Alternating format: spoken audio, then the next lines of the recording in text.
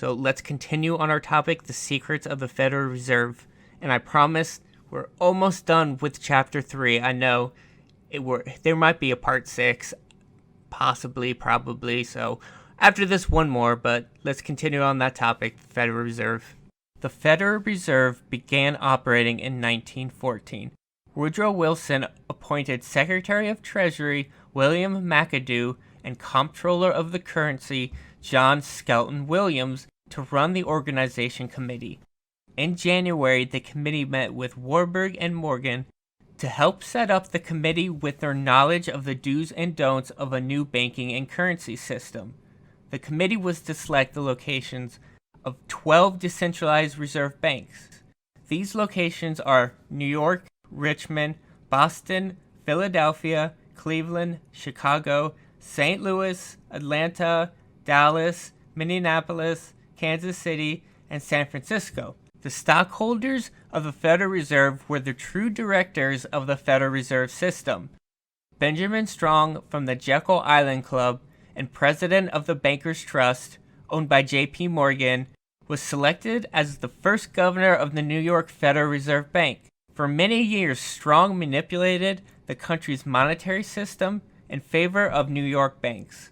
From that time to this, there has not been a run on this bank.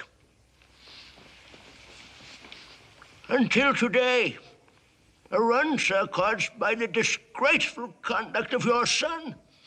Do you deny it?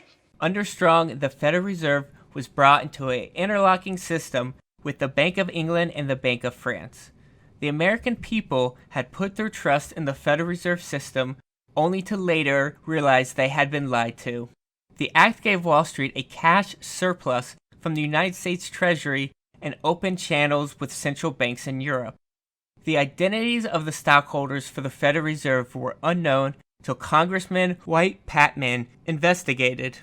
Patman discovered the Federal Reserve Bank of New York issued 203,053 shares.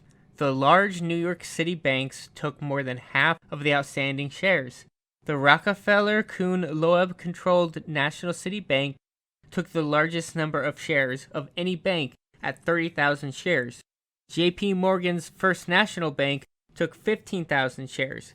When the two banks merged in 1955, they owned 1/4 of the shares in the Federal Reserve Bank of New York, which, of course, controls the entire system.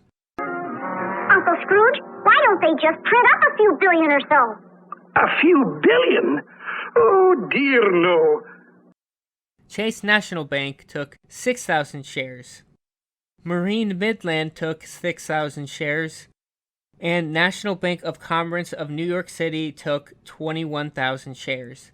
The shareholders of these banks, which own the stock of the Federal Reserve Bank of New York, are the people who have controlled our politics and economic destinies since 1914. They are the Rothschilds, Lazard Fier, Kuhn-Loeb Company, Warburg Company, Lehman Brothers, Goldman Sachs, and J.P. Morgan. Over time, these banks merged and consolidated their stock, so only a few people truly own the Federal Reserve. Hey, Homer, how come you got money to burn? Or singe, anyway. Yeah, Homer, what's your secret investment? Take a guess. Pumpkins? Yeah, that's right, Barney. This year I invested in pumpkins. They've been going up the whole month of October. And I got a feeling they're going to peak right around January. And bang! That's when I'll cash it. In 1914, the New York Times listed the total number of assets at 143 million. Others believe they paid in no cash at all, but wrote checks which withdrew money from the national banks they owned. I want to thank everyone for listening. Hit that subscribe button and tell a friend about me. Hit the thumbs up, the notification bell. Leave a comment, and if you would like to donate to my cause, my PayPal link is in the description below. Thanks, guys.